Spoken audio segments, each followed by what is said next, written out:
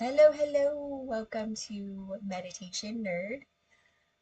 Uh, I'm feeling really spaced out today and very lethargic. I wanted to show up anyway to be here to share some space with you. And so I decided Laya Yoga would be a good mantra, which is Ek Onkara Satanama Siriwa Hey Guru. And on the ah sound, you pull the navel point for the Laya Yoga Kriya, which we're not going to be doing. Um, I have done Laya Yoga Kriya in a previous video if you want to check that out. Laya Yoga is typically used to help us be absorbed into the sacred space, connect with that sacred space within us, outward. Um, Mostly Laya Yoga just felt appropriate. The mantra itself, I feel like I need to sneeze.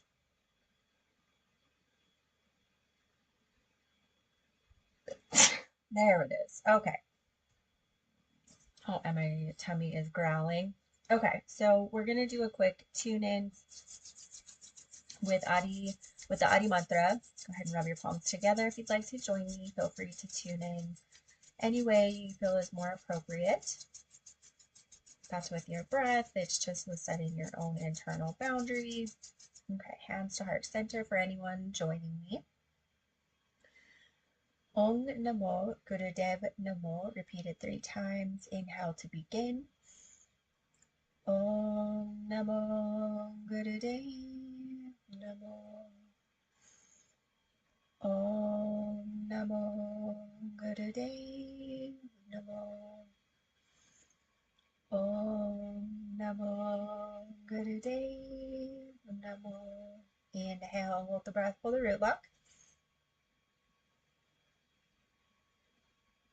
And exhale. Oh, hold on 1 second. Let me grab my. Oh, let me grab. There are going to be some funky movements from the avatar. Oh, nope, she's just going to keep her eyes closed for the next little bit. Okay, fair enough. I'm feeling lethargic myself. Okay, and then I'm going to do a little bit, just like yesterday, talk a little bit about the mantra at the end. Okay. Oh, and then I did drop the version that I will be using. It is by Hansu.